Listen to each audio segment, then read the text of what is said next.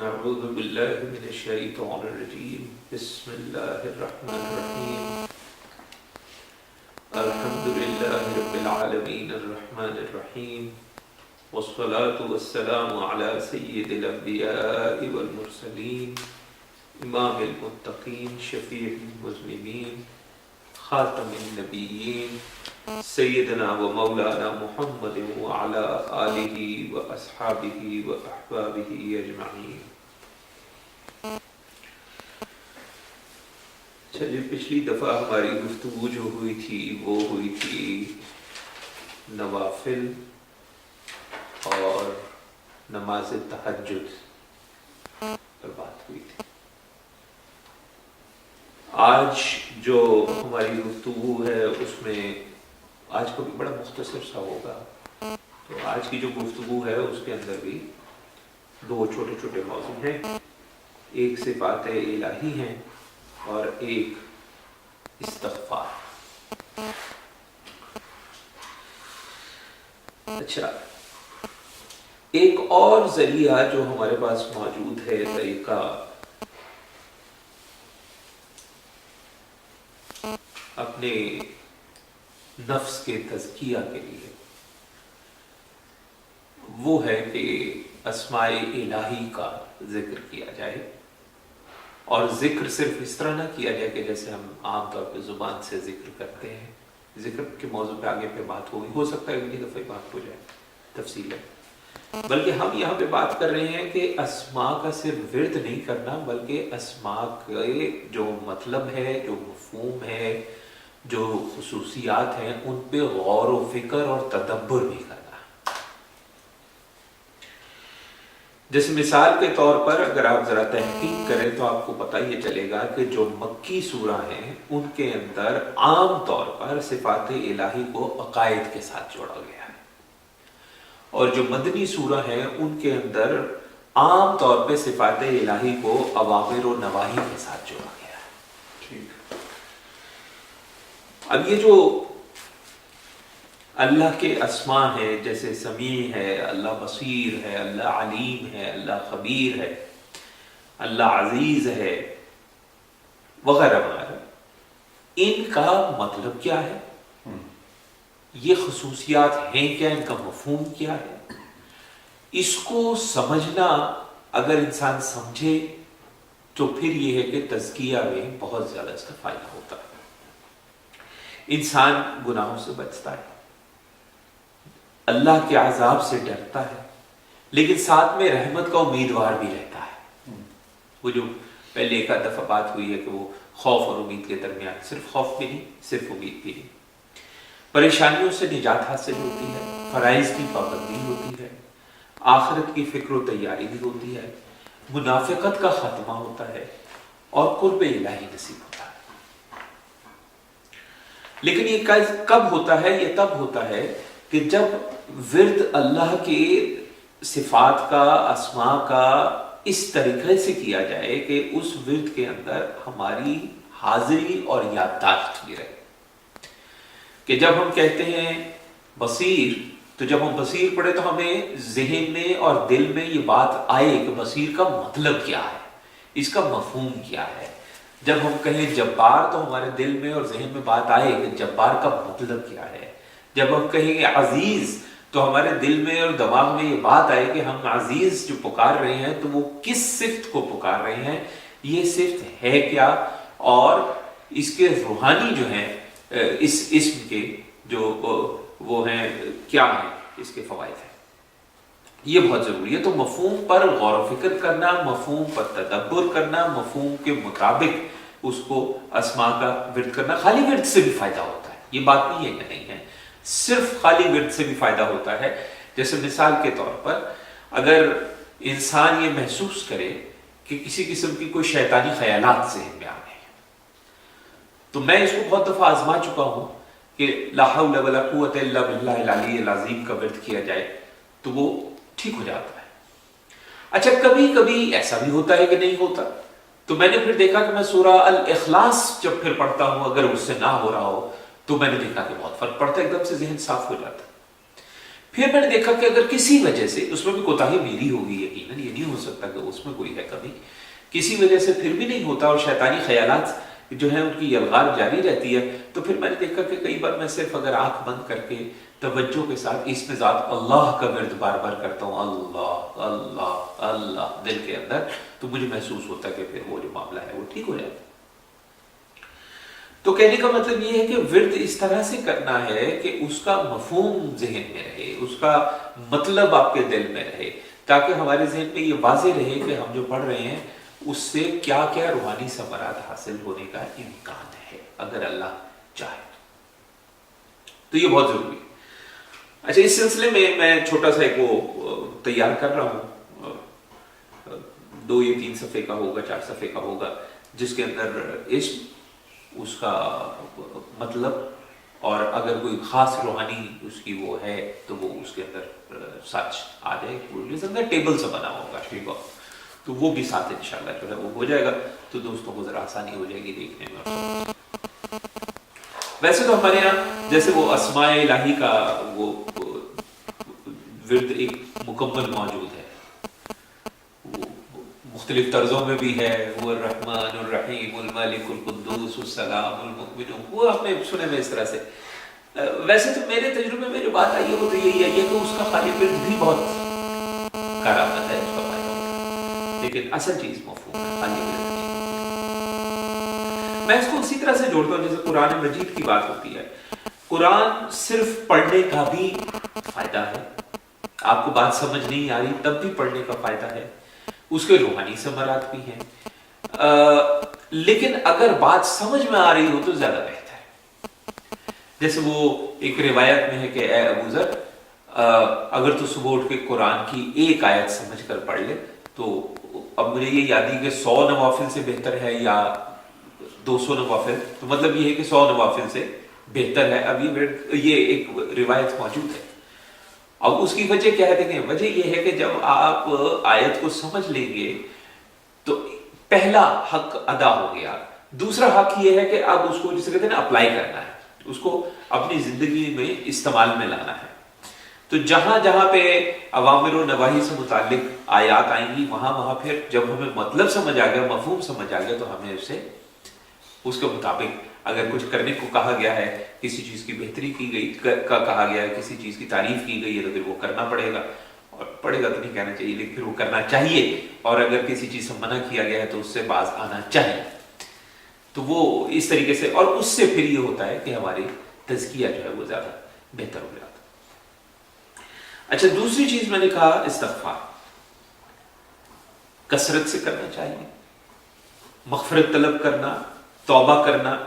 समझने की बात यह है कि हमारे यहाँ मतलब ये समझा जाता है कि हमने तौबा और इस्तिग़फ़ार सिर्फ उस वक्त करना है जब हमसे कोई गुनाह हो जाए, जब हमसे कोई कोताही हो जाए। ये बात दुरुस्त नहीं है। मुझे याद पड़ता है, आपसे एक दफ़ा पहले भी एक जगह मैंने बात की थी आप लोगों से, कि नाम नहीं लूँगा मैं, कि हमारे अजीज उन्होंने घर में कह दिया कि भाई सारे मिलकर कसरत से तौबा करें, तो आगे वो पढ़ नहीं गए आगे से कि हमने क्या किया। सबसे पहली तो बात यह है कि अगर हमने कुछ नहीं भी किया तो हो सकता है नादानिस्तगी में कुछ हो गया हो जिसका हमें एहसास नहीं है। लेकिन फिर मजे की बात यह है कि जो हमें सबक मिलता है अहादीस मुबारका से, वो ये मिलता है कि गुनाह और गलती और कोताही के बाद भी इस्तिग़फ़ार करना चाहिए, नेकी के बाद भी इस्तिग़फ़ार करना चाहिए। ये कहने के सिर्फ गुनाह के बाद इस्तिग़फ़ार है, ये बात गलत है, बल्कि नेकी करो तो भी इस्तिग़फ़ार करो। बिल्कुल। और उसकी एक वजह, मतलब एक वजह कह रहा हूं, और भी बहुत सी वजूहात हो सकती है। एक वजह यह भी है कि जब इंसान नेकी करता है तो उसके अंदर शैतान का हरबा है कि थोड़ा सा तकब्बुर पैदा कर दिया जाए, थोड़ी सी मैं पैदा कर दी जाए, थोड़ा सा ये पैदा कर दिया जाए कि यार आज मैंने बड़ा जबरदस्त काम किया है। तो बेहतर ये है कि ये नहीं जैसे उन्होंने कहा कि जी हमने क्या किया जो हम तौबा करें, तौबा हमने कोई नेकी की है तो भी करें, और कोई हमसे कोताही हुई है जिसको जो हमें समझ आई है कि हमसे कोताही हुई है तो भी करें। तो जैसा वो मैंने पहले भी रिवायत अर्ज की थी कि हुज़ूर अकरम सल्लल्लाहु अलैहि वसल्लम ने फरमाया कि मैं रोजाना 70 बार इस्तिग़फ़ार करता हूँ। अब अल्लाह के हबीब सल्लल्लाहु अलैहि वसल्लम को इस्तिग़फ़ार करने की कतई कोई ऐसी ज़रूरत तो नहीं थी, वो हबीबुल्लाह है और सरदारुल अंबिया हैं, इमामुल अंबिया हैं, और वो अगर इस्तिग़फ़ार 70 दफ़ा कर रहे हैं तो किस लिए कर रहे हैं? वो इसलिए कर रहे हैं कि उनको सबक दिया जाए कि हमें इस्तिग़फ़ार करना है और कसरत के साथ करना है। बल्कि इसी से आपको अंदाजा होगा कि हमें रिवायात में ऐसा भी पता चलता है कि नमाज पढ़ रहे हैं जमात के बाद 3 दफा अस्तग़फ़िरुल्लाह कहा करते थे। कुछ रिवायात से यह भी पता चलता है कि अल्लाहु अकबर कहा करते थे, कुछ रिवायात से पता चलता है कि 3 दफा अस्तग़फ़िरुल्लाह कहा करते थे, और चंद रिवायात ऐसी हैं जिनसे पता चलता है कि ला इलाहा इल्लल्लाह कहा करते थे। और ऐसी रिवायात भी मौजूद हैं जिसमें सिहा सित्ता में ये रिवायात मौजूद हैं जिनके मुताबिक जमात के बाद इतना बुलंद आवाज से ये जिक्र किया जाता था कि मदीना मुनव्वरा की गलियां गूंज जाती थी। और कुछ सहाबा जो उस वक्त बच्चे थे बिल्कुल, तो उनसे हमें पता चलता है कि जो इतने थे कि अभी मस्जिद जाना शुरू नहीं किया था, लेकिन उनकी रिवायत मौजूद है हमारे पास कि हमें पता चलता है। कहते हैं कि हमें पता ही इस बात से चलता था, इस जब ये आवाज गूंजती थी तो हमें पता चलता था कि आज नमाज हो गई। तो 3 दफा अस्तग़फ़िरुल्लाह की सही रिवायत मौजूद है, अल्लाहु अकबर की सही रिवायत मौजूद है। तो फर्ज नमाज पढ़ने के बाद, हर फर्ज नमाज पढ़ने के बाद 5 दफा दिन में इंसान को चाहिए कि वो 3 दफा अस्तग़फ़िरुल्लाह अस्तग़फ़िरुल्लाह अस्तग़फ़िरुल्लाह जरूर। सुन्नत भी पूरी हो जाएगी और कम से कम इस्तिग़फ़ार की जो हमें कहा गया है कि इस्तिग़फ़ार किया जाए वो भी हुक्म जो है उसके मुताबिक भी हम काम कर लेंगे। अच्छा, एक और चीज ज़हन में रखें, इंसान से गलती हो जाना, कोताही हो जाना एक और बात है, लेकिन उस पर इसरार करना एक और बात है। हमारे यहाँ ये इसरार वाला मसला बहुत ज्यादा होता है। बिल्कुल सही कह रहे हैं। हम उसकी जस्टिफिकेशन शुरू, नहीं जी नहीं ये ऐसे नहीं है, ऐसे वो आपको पता है जवान हमारा जर्मनी में आजकल है, तो मुझे उसने चैट में बता रहा था, कहने लगा कि जी वो स्टूडेंट्स सारे इकट्ठे थे, तो जब मुलाकात हुई तो हाथ मिला रहे थे, तो मेरी बारी आई तो मैंने खातून से हाथ मिलाने से मना कर दिया। मैंने कहा जी हम मुसलमान हैं, सारी इत्तेफाक से अक्सरियत मुसलमानों की थी, लड़के लड़कियां। कहा जी हमें दीन में गैर महरम से हाथ मिलाने की तो इजाजत ही नहीं है, तो मैं हाथ नहीं मिला सकता। तो कहते हैं कि वो हैरान रह गए, बल्कि उन्होंने इसरार किया। एक साहब तो ये भी कहने लगे कि तुम इस्लाम को, दीन को ज्यादा कॉम्प्लिकेटेड ना बनाओ। इसी तरह कहता है मैं वहां पे गोश्त वगैरह का होता है तो मैं पता करता हूँ कि भाई ये ज़बीहा है या नहीं है। तो कहते हैं कि ज्यादातर लोग वहां पे बहुत से मुझे जो मिले वो ऐसे मिले, वो कहते हैं कि यार बात ये है कि मुर्गी हलाल है, बिस्मिल्लाह पढ़ो खा जाओ। तो मतलब बकरी का गोश्त हलाल है, बिस्मिल्लाह पढ़ो और खा जाओ। मतलब वो झटका भी है अगर और जिंदा नहीं भी हुआ है तो कहते हैं खा जाओ। और इसने कहा कि नहीं जी ये जायज नहीं है। तो उन्होंने कहा कि यार ये तुम पाकिस्तान और हिंदुस्तान के जो लोग हो ना, तुम लोग ये ज़बीहा की बातें करते हो, तुम लोगों ने दीन को बड़ा पेचीदा बनाया। हमने क्या पेचीदा बनाया है? अहदीस मुबारका से साबित है, कुरान में जो अहकामात हैं, जो हदीस में अहकामात हैं, जो सहाबा के अक़वाल हैं, उनके सामने रखे, कोई पेचीदा वेचीदा नहीं बनाया हुआ। लेकिन अब ये इसरार कर रहे हैं नहीं जी, हालांकि समझ नहीं चाहिए कि जो चीज गलत है वो गलत है। आपके अगर आपको नहीं वो मुनासिब लग रही तो वो कोई मतलब जस्टिफिकेशन नहीं है वो कि आप कहेंगे नहीं जनाब वली। तो हमारे यहाँ इसरार बहुत है कि नहीं जी ये ऐसे ही है, ये ठीक है, आपको पता नहीं है। तो अब वो मुझे कह रहा था, खुशी हुई, कहता है कि अब वो आमतौर पर कोशिश करते हैं कि मेरे सामने बहरहाल मोहतात रहे तो मेरे पीछे जो मर्जी करते हैं। ठीक है तुम्हारा काम है हमको तनकीद करना, और चलो अगर तुम्हारे सामने भी वो बात आ गए हैं मुख्तलिफ मामलात से तो हो सकता है कल को अल्लाह ताला तौफीक दे दे तो आप उसकी गैर मौजूदगी में भी। तो अच्छा एक ये मसला, दूसरा ये मसला हमारे यहाँ ये भी एक सोच मैंने देखा है अक्सर बच्चों में हमारे पाई जाती है, खासतौर पर स्टूडेंट्स जो स्टूडेंट क्लास है हमारी तलबा के अंदर और तालिबात के अंदर, वो कुछ इस तरह की भी चीजें समझी जाती हैं जैसे जी जो बड़े गुनाह हैं उनसे तौबा नहीं है। इतनी बड़ी गलती हो गई, इतनी बड़ी कोताही होगी, इतना बड़ा गुनाह हो गया, इसकी कहां तौबा मिलेगी यार, इससे कहां माफी मिलेगी। ये भी गलत है। जितना मर्जी बड़ा गुनाह सरजद हो गया, देखिए एक है सरजद होना, एक है दानिस्ता پلان کر کے ایک کام کرنا، دونوں باتوں میں فرق ہے۔ لیکن گناہ کبیرہ بھی اگر خدا نہ خواستہ اللہ معاف کرے ہو گیا ہے کسی بھی قسم کا، گناہ کبیرہ کوئی ایک ہی نہیں ہے، کئی قسم کے ہیں، گناہ کبیرہ بھی ہو گیا تو اس کی بھی معافی ہے، خلوص کے ساتھ، اخلاص کے ساتھ ہمیں توبہ کرنی ہے۔ جیسے مثال کے طور پر قرآن مجید ہی کے اندر آیت موجود ہے، غالباً سورہ الزمر میں ہے، اے نبی اعلان کر دیجئے کہ اے میرے بندو جنہوں نے اپنی جانوں پر زیادتی کی ہے اللہ کی رحمت سے مایوس نہ ہو جائے، یقیناً اللہ سارے گناہ معاف کر دیتا ہے، وہ تو غفور اور رحیم ہے۔ اب نکتہ وہی آ گیا جو پہلے کہا، صفات الہی کی بات ہو رہی تھی۔ اگر اسم کا مطلب ہمیں پتا ہے، اگر اسم کا مفہوم ہمیں پتا ہے، ہمارا عقیدہ مضبوط رہے گا۔ اگر وہ ہمیں پتا ہے کہ وہ رحیم ہے اور رحیم کیا ہوتا ہے، اور اگر ہمیں پتا ہے کہ وہ رحمان ہے اور رحمان کیا ہوتا ہے، اور ہمیں پتا ہے کہ وہ غفور ہے اور غفور کیا ہوتا ہے، تو پھر یہ ہے کہ ہم اس کی رحمت سے مایوس کبھی نہیں ہوں گے۔ اچھا، اس میں ایک اور بھی پہلو ہے، چونکہ قرآن مجید کی اگر بات کیجیے تو قرآن مجید پڑھنا، سمجھنا، جن لوگوں نے کبھی نہیں کیا آج تک، اب اگر شروع کریں گے تو کچھ وقت لگے گا۔ بہت سی ایسی آیات جن سے ہمیں مایوسی سے نجات ملتی ہے، یا اور مسائل جو ہیں اور ہماری کیفیات ان سے نجات ملتی ہے، وہ جب ہم وہاں پہنچیں گے، اس کا مفہوم پڑھیں گے، اس کی تفسیر پڑھیں گے، تب ہمیں بات سمجھ میں آئے گی۔ لیکن یہ اسماء جو ہے صرف 99 جو نام ہیں اللہ تبارک و تعالیٰ کے، ان سے اگر 2-3 دفعہ جسے کہتے ہیں سرسری سا گزر جائیں، ہم ایک اوور ویو ہو جائے ہمارا، تو یہ ہے کہ وہ تو فوری ہو سکتا ہے، تو 1 دن میں، 2 دن میں، 3 دن میں ہو سکتا ہے، اور ساتھ میں قرآن مجید کا باقاعدہ فہم حاصل کرنے کی کوشش جاری رکھی جائے تو معاملات ٹھیک ہو جائیں گے۔ تو کثرت سے توبہ استغفار کرنا، مغفرت طلب کرنا، اس سے بھی وہ سارے کام ہوتے ہیں، خوشحالی میں اضافہ ہوتا ہے، مال میں اضافہ ہوتا ہے، یہاں تک بھی کچھ لوگوں نے کہا کہ جو ہمارے مسئلہ ہے اولاد کا، وہ بھی مسئلہ حل ہو جاتا ہے، اور اگر کسی کا اولاد نرینہ کا مسئلہ ہے کہ جی میری تو بیٹیاں ہی پیدا ہو رہی ہیں، کوئی ایک آدھا بیٹا بھی ہو جاتا تو وہ بھی مسئلہ اس میں حل ہو جاتا ہے۔ اچھا، اس میں لیکن ایک بات ہے، ایک ہوتا ہے کہ بندہ کہے کہ یار الحمدللہ میری 3 بیٹیاں ہیں، 4 بیٹے، الحمدللہ، لیکن اگر ایک بیٹا بھی ہو جائے، یہ ایک علیحدہ بات ہے۔ لیکن یہ کہنا کہ یار 3 بچیاں ہیں، یار بچہ کوئی نہیں، یہ غلط ہے۔ تو یہ چیزیں میں رہے کہ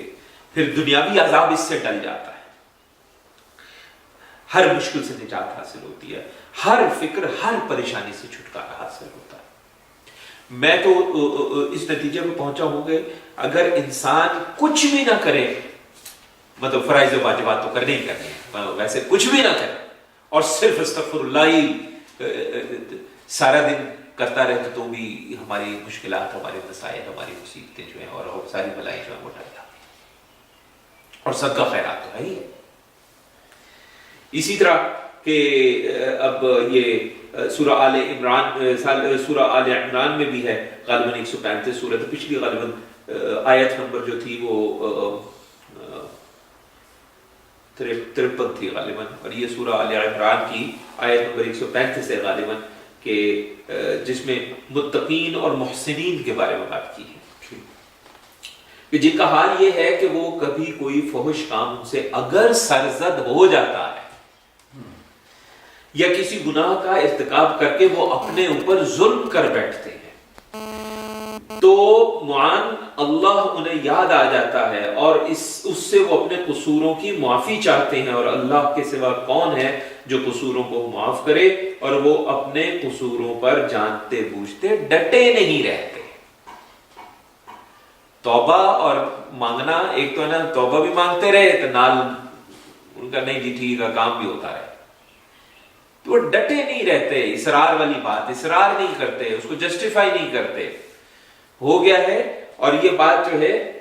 اس سے جو ہمیں پتہ چلا وہ یہ پتہ چلا کہ کسی بھی قسم کا گناہ، کسی بھی قسم کی کوتاہی، یہ 2 آیات ہم نے دیکھی، ان سے ہمیں پتہ چلا کہ وہ ان سے معافی مل سکتی ہے۔ پھر ہمیں یہ بھی اس سے پتہ چلا کہ جو اللہ کے نیک بندے ہیں ان سے بھی کبھی کبھی کوئی گناہ ہو سکتا ہے، معصوم تو صرف نبی کی ذات ہے۔ اچھا، دوسرا ہمیں پتہ چلا کہ جو اللہ کے نیک بندے ہیں وہ اپنے گناہوں پر اصرار نہیں کرتے، اور اگر ان سے کوتاہی ہوتی ہے تو فوراً ان کو اللہ یاد آ جاتا ہے اور فوری طور پہ وہ استغفار کرتے ہیں، اور وہ کثرت سے استغفار کرتے ہیں، اور اللہ کے سوا کوئی اور ایسی ہستی نہیں ہے جو کسی کے گناہ کو معاف کر سکتے ہیں۔ سنن ابی داؤد میں، ذرا قریب ہی کر لو، اتنی دور جو رکھا ہوا، سنن ابی داؤد میں ہمارے پاس ایک حدیث موجود ہے کہ جو شخص استغفار کا التزام کرتا ہے تو اللہ تبارک و تعالیٰ اس کے لیے ہر تنگی اور مشکل سے نکلنے اور رہائی پانے کا راستہ بنا دے گا۔ سبحان۔ اچھا، اب دنیاوی فائدہ ایک بھی حاصل ہو گیا،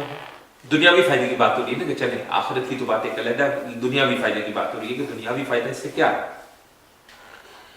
اچھا، اسی طرح ایک اور دیکھیں روایت، آپ یہ بھی یہ سنن ابن ماجہ میں ہے کہ خوشخبری ہے اس شخص کے لیے جو اپنے اعمال نامے میں کثرت سے استغفار پائے۔ اللہ۔ پھر اسی طرح سنن ترمذی کے اندر بھی ہمارے پاس اسی قسم کے مفہوم کے اندر جو ہے وہ ہمارے پاس موجود ہے، حدیث موجود ہے کہ اللہ تبارک و تعالیٰ نے مجھ پر، میری امت کے لیے 2 طرح کی سلامتی نازل کی ہے۔ پھر آپ نے سورہ الانفال کی آیت نمبر 33 پڑھی، جس میں اللہ تبارک و تعالیٰ نے فرمایا ہے کہ جب تک ان کے درمیان آپ موجود ہیں تو اللہ کے لیے سزاوار نہیں کہ وہ آپ کی قوم پر پچھلی قوم کی طرح کوئی عذاب نازل کرے، پہلی چیز۔ دوسری چیز، اللہ تعالیٰ کے لیے سزاوار نہیں کہ وہ ان پر عذاب مسلط کرے جب تک وہ استغفار کرتے ہیں۔ تو قوموں کی، امت کی پہ آنے والے عذاب بھی جو ہے وہ اس سے ٹل جاتے ہیں۔ پھر رسول اللہ صلی اللہ علیہ وآلہ وصحبہ وسلم نے فرمایا کہ جب میں چلا جاؤں گا تو امت کے لیے میں نے ان کے درمیان استغفار کو چھوڑ دیا ہے جو قیامت تک باقی رہے۔ اور کیا چاہیے؟ ترمذی۔ تو یہ معاملات کو ذرا تھوڑا سا سمجھنا چاہیے۔ اچھا، پھر استغفار سے متعلق، استغفر اللہ اور استغفار کی اور بھی جو ہیں ہمارے پاس، ان سے متعلق یہ بھی ہمیں پتہ چلتا ہے کہ یہاں تک کہا گیا کہ جو کثرت کے ساتھ استغفار کرتا ہے اس کو اللہ تبارک و تعالیٰ ایسی جگہ سے رزق عطا فرماتے ہیں کہ اس کے گمان میں بھی نہیں ہوتا۔ مطلب ادھر ادھر پاگلوں کی طرح بھاگنے کی کیا ضرورت ہے؟ اللہ تعالیٰ نے تو حل دے دیے، اللہ کے رسول صلی اللہ علیہ وسلم نے ہمیں ہر چیز بتا دی ہے، ہم وہ چیز نہیں پکڑ رہے اور ہم کبھی اس کے پاس، کبھی اس کے پاس، کبھی اس کے پاس۔ عمل کرنا ہمارا کام ہے۔ اچھا، ذہن میں یہ رکھیں کہ توبہ استغفار سے ایک تو اللہ کی خوشنودی حاصل ہوتی ہے، ہم نے کہا امت کو، قوم کو مہلت حاصل ہوتی ہے، اور اللہ کی محبت بھی حاصل ہوتی ہے۔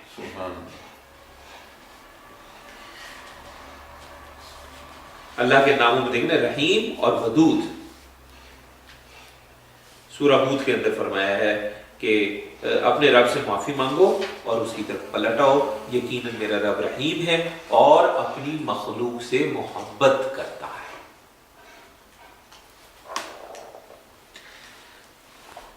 اور وہ روایات تو میں نے عرض کیا تھا، ایک روایت بلکہ 2 موجود ہیں۔ ایک روایت میں کہا کہ میں دن میں، اللہ کی قسم، میں دن میں 70 سے زیادہ مرتبہ اللہ سے توبہ استغفار کرتا ہوں۔ اور دوسری روایت میں فرمایا، لوگوں اللہ کے حضور توبہ کرو، میں خود دن میں 100 مرتبہ اس کے حضور توبہ کرتا ہوں۔ اور یہ میں نے پچھلی دفعہ عرض کیا تھا کہ 70 اور 100 سے مطلب جو ہے وہ، ایک تو اس کا یہ بھی مطلب ہو سکتا ہے کہ جب 70 کی بات کی ہو ان دنوں میں 70 دفعہ آپ کر رہے ہوں، جن دنوں میں 100 کی بات کی ہو ان دنوں میں آپ 100 دفعہ کر رہے ہوں۔ اور یہ بھی اس کا مطلب ہو سکتا ہے کہ اس کا مطلب ہے کثرت کرو، ٹھیک، مطلب فکر بھی ہو سکتی ہے اور کثرت بھی ہو سکتی ہے۔ اچھا، اسی طرح ایمان کی جو علامتیں بیان کی ہیں، ایمان کی علامتیں کیا بیان ہوئی ہیں یہ بھی آپ دیکھیے کہ یہ بھی سنن ابن ماجہ کے اندر ہے کہ اللہ مجھے اپنے ان بندوں میں شامل کر دے جو نیکی کر کے خوش ہو جائیں اور جب کوئی غلطی اور برائی سرزد ہو جائے تو استغفار کر لیں۔ تو آپ دیکھیں گے کہ بے تحاشا اس طرح کی روایات قرآن میں آیات بھی ہیں اور مستند احادیث بھی ہیں جن میں ہمیں مشورہ دیا گیا ہے کہ آپ کثرت کے ساتھ توبہ استغفار کریں۔